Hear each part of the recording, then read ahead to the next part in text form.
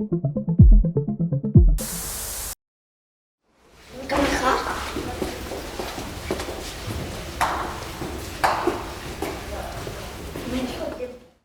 Quelle est votre identité et quelle est votre fonction? Je m'appelle David Coutts, j'ai 36 ans, je suis le directeur du centre d'accueil fait d'asile de Morlanway depuis 2 ans et demi. Et préalablement, j'ai travaillé dans l'humanitaire, puis dans le développement, et petit à petit, j'ai glissé vers du social. Et donc, je dirige maintenant ce centre qui héberge 190 demandeurs d'asile, enfin, c'est la capacité maximale, et il y a 42 collaborateurs qui travaillent ici.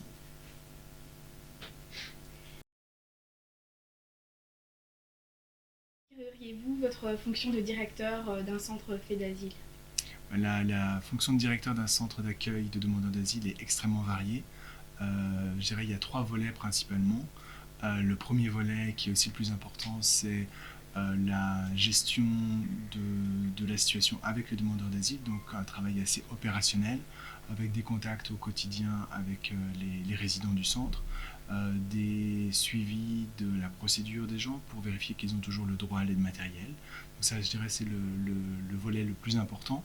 Il y a un deuxième volet qui est plus un volet management, avec une équipe d'une 40aine de personnes qui travaillent jour et nuit dans le centre pour qu'il y ait toujours une présence de membres du personnel pour assurer la sécurité en cas d'incident, en cas de problème d'incendie par exemple, mais aussi pour tout ce qui est accompagnement de la procédure, accompagnement des mineurs. Donc ça, c'est une grande équipe à gérer, veut dire aussi pas mal de suivi à faire avec les différents chefs d'équipe. Donc ça, c'est le deuxième volet. Et le troisième volet, je dirais un volet un petit peu plus stratégique, parce que le centre de Marimont est un des 18 centres fédéraux. Donc il y a une politique au-dessus de ça, de l'Agence fédérale d'accueil des demandeurs d'asile, FEDASIL, mais aussi de la politique qui est mise en œuvre aussi par la secrétaire d'État à l'asile et à l'immigration.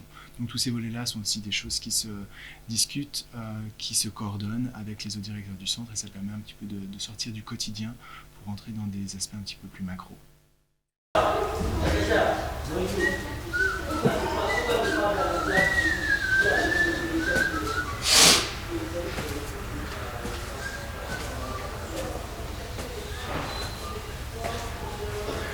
Bonjour. Bonjour. Et premièrement, je vais vous demander votre identité, votre âge et depuis combien de temps vous travaillez dans ce centre.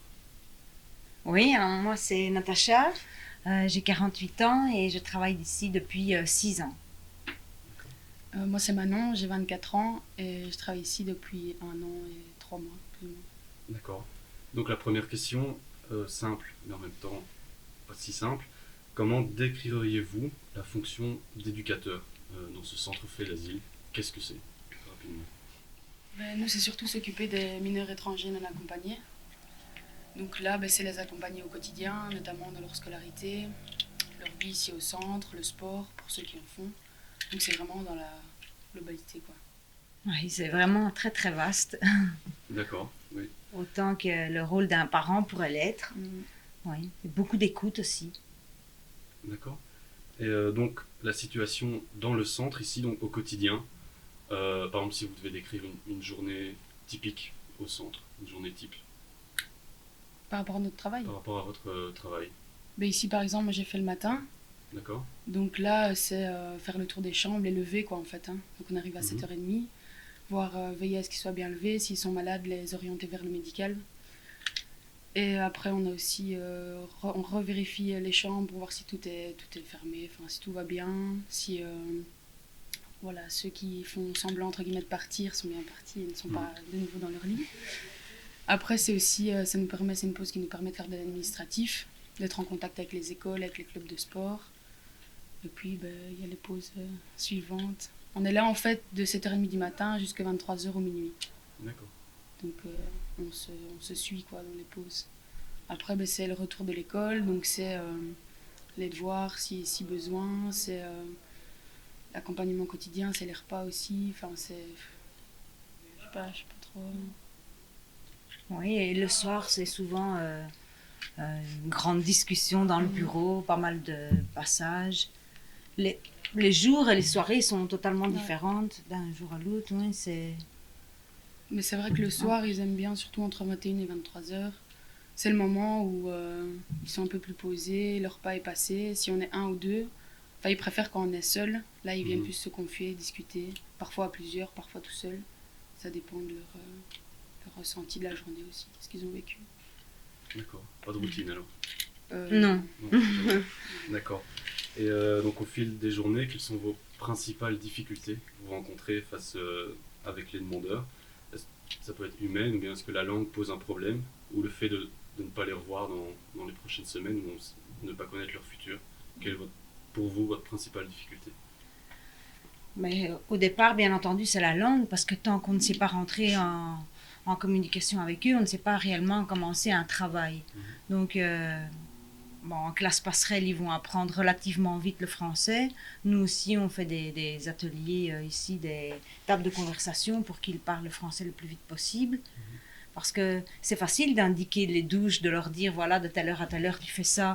Mais si maintenant le jeune se sent mal dans sa peau, il ne va pas avoir les mots pour exprimer son mal-être. Et moi, assez de vocabulaire que pour le comprendre. Donc, et c'est important de le repérer vite quand le jeune ne va pas bien, parce que ça évite quand même pas mal de débordements, de soupapes qui sautent. Oui. Ça, la langue, ça crée plusieurs problèmes aussi, quoi. Il y a la communication et donc ça engendre sur certains conflits, que ce soit entre eux ou avec nous, parce qu'il y a une incompréhension ou certains gestes, la culture. Donc tout ça peut créer des incidents qui à la base partent de rien, quoi. Alors, quel est ton prénom et ton âge? Je m'appelle Ndiaye Ndeye Bineta et j'ai 28 ans, Et quel est ton pays d'origine? le Sénégal. Alors, pourquoi as-tu dû quitter le Sénégal? Oui, parce que j'avais tellement de problèmes là-bas et que aussi j'étais très malade. Donc, pour des raisons médicales? Oui, pour des raisons médicales et surtout pour des raisons familiales. D'accord. Et le parcours, donc tout ton parcours, est-ce que tu peux nous décrire tout ton parcours de ton pays jusqu'en Belgique? Oui, mon parcours, ça n'a été pas très difficile. J'ai juste fait le Sénégal et jusqu'en Belgique, mais j'ai dû dépenser beaucoup d'argent. Et tout ce que j'avais économisé. Et donc tu es arrivé à Bruxelles Oui. et tu as dû entreprendre des démarches. Comment ça Oh. s'est passé? Oui, heureusement, quand je suis arrivée, j'ai vu des compatriotes sénégalais de mon pays, donc ils m'ont aidé juste le temps d'aller demander l'asile, 2 à 3 jours. Puis tu as rentré ta demande à Oui. l'Office des étrangers. Oui, oui, j'ai rentré ma demande là-bas, ils m'ont mis dans un centre juste 2 jours, après ils m'ont mis ici depuis. Et alors, comment ça se passe ici dans le centre tous les jours? Au début, c'était pas facile parce que c'est quelque chose que tu ne vivais pas avant dans ton pays. Donc, tu es ici avec beaucoup de personnes de nationalités différentes.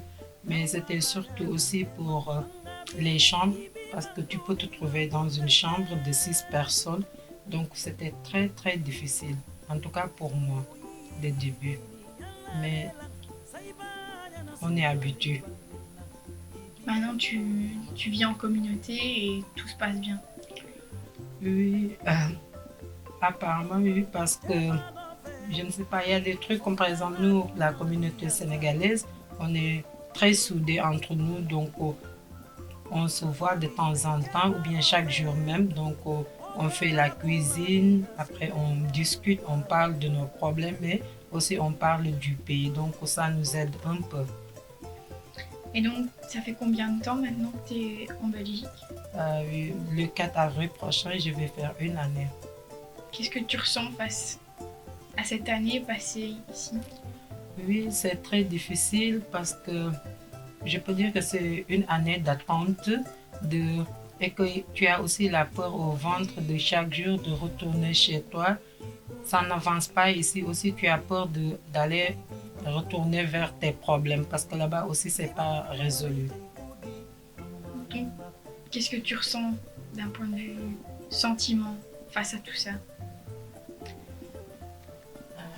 Sentiment, c'est très difficile, très dur à vivre. C'est très, très dur parce que ça dépend aussi des raisons qui t'ont amené. Parce que si tu as dit que tu vas perdre une année comme ça, parfois tu te mets dans la tête que mieux vaut retourner, vivre les choses que d'attendre. Tu ne sais pas combien d'années tu vas faire, une année, 2 ans, et on te dit de rentrer maintenant. Tu vas dire que, mine de rien, tu as perdu une année comme ça de ta vie, que tu n'as rien fait, rien.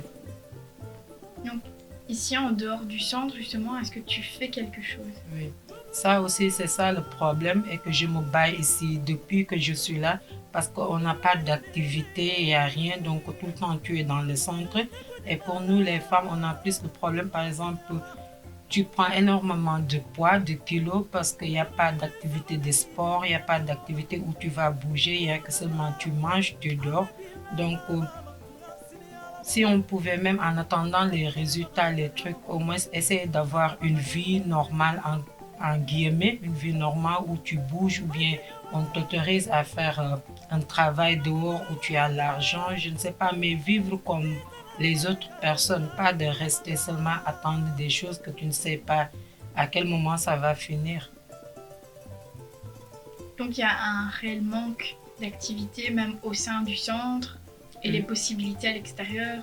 Oui, oui, ça vraiment, on a ce manque-là d'activité, surtout d'activité. Et aussi, parce que moi, personnellement, je croyais que si, par exemple, demandeur d'asile, tu peux faire activité où tu gagnes l'argent au moment où on va t'envoyer dans ton pays. Comme ça, avec cet argent que tu as pu économiser, tu vas faire là-bas quelque chose ou bien te faire sortir de tes problèmes d'avant. Parce qu'il y a beaucoup des gens qui viennent ici ont surtout des problèmes économiques. Par exemple, il y a une dette qui est au niveau de ta famille. Peut-être toi, si avec l'argent, tu essaies de rembourser ça, tu peux vivre là-bas tranquille. Donc, est-ce que tu as la possibilité de travailler en dehors du centre si tu fais par exemple une formation? Pas du tout. Ça, je ne sais pas trop, mais je sais que quand tu fais déjà 6 mois, tu peux avoir les papiers de travail. Comme ça, tu sors, tu travailles. J'ai vu déjà. Mais comme mon cas, c'est ça que je puisse expliquer mieux. Parfois, avant que tu n'atteignes tes 6 mois-là, on t'appelle. Et quand on te donne réponse négative, tu n'as plus droit à ça. Donc, et ce qui est difficile, c'est que les recours, c'est en quelque sorte oublié. Donc, par exemple, moi, 2 mois, j'ai eu ma réponse négative. Donc, tout le reste, j'attends le recours. On ne sait pas à quel moment ça vient. Donc, tu ne peux plus travailler. Tu es là à attendre seulement. Et qu'est-ce que tu ressens face à cette attente? Nous, on prie seulement parce que vraiment, en quelque sorte, c'est bien. On te soigne ici. Tu es à l'aise, mais psychologiquement, ça ne va pas. Parce que tout le temps, tu ne sais pas quoi faire. Et c'est ça qui est très difficile pour une personne. Si tu ne sais pas ton demain, comment ça va se passer, c'est vraiment angoisse totale. Et le personnel dans le centre, les éducateurs, les assistantes sociales, etc., est-ce qu'elles aident justement Oui, oui. Vraiment, ils font bien le travail, mais je vois que, comme ici, par exemple, à Morlangue, c'est un centre où il y a les majeurs et les mineurs. Mais je crois aussi que leur travail, c'est surtout, en tout cas, focalisé surtout sur les mineurs. Parce que les mineurs vont à l'école, les mineurs ont des activités. Donc, moi, personnellement, je me battais pour ça. Donc, même à l'animation, parce que je travaille un peu avec eux, même si on a les activités, mais pour les majeurs de descendre, participer dans les activités, c'est très dur. Parce que beaucoup ont laissé des enfants comme moi, donc ont des problèmes, n'arrivent pas vraiment à gérer tout ça, tout ça. Et donc, tu vis principalement donc, dans le centre. À l'extérieur, est-ce que tu connais des gens? Est-ce que l'intégration se fait facilement? Ah oui, parce qu'avec le temps, au début c'était très difficile, mais avec le temps, on arrive à te présenter des gens où parfois tu pars week-end, 3 jours, 2 jours chez quelqu'un, mais tu vas toujours rentrer au centre. Malgré que chaque mois on a droit de faire 10 jours dehors, mais c'est pas tout le temps que les gens sortent. Il y a parfois des gens qui ne connaissent personne, donc. Mais comme il y a pas mal de Sénégalais en Belgique, donc moi je ne me plains pas. mais seulement parce que manque d'activité que je me plains. J'aimerais bien bouger, faire des activités. Oui. Et quels sont tes souhaits maintenant, dans 2-3 ans? Tu te verrais où? Dans 2-3 ans, c'est seul Dieu qui sait, mais j'aimerais bien avoir une réponse positive, sincèrement. Et surtout, mon but d'ici, c'était de reprendre mes études, faire quelque chose, devenir quelqu'une, parce que c'était toujours ça mon souhait. J'ai fait des études avancées. Tout a été bloqué à un moment donné de ma vie. Donc, mais malheureusement, moi, dans mon cas, avec la Convention de Genève, donc c'est très dur parce que ça ne faisait pas partie, ce n'est pas des raisons économiques, tout ça. Chez nous, on n'a pas de problème de guerre, c'est vrai, mais on a d'autres problèmes beaucoup plus intenses. On nous donne très tôt en mariage que tu veux, tu ne veux pas. Donc, on verse beaucoup d'argent. Donc, tu es obligé vraiment de suivre. Et en tant que musulman aussi, le mari a le droit de tout sur toi. Donc, moi, j'aimerais bien continuer mes études, surtout mes études. Essayer d'avoir une vie meilleure. C'est tout ce qu'on te souhaite. Ben, merci beaucoup, en tout cas. De rien.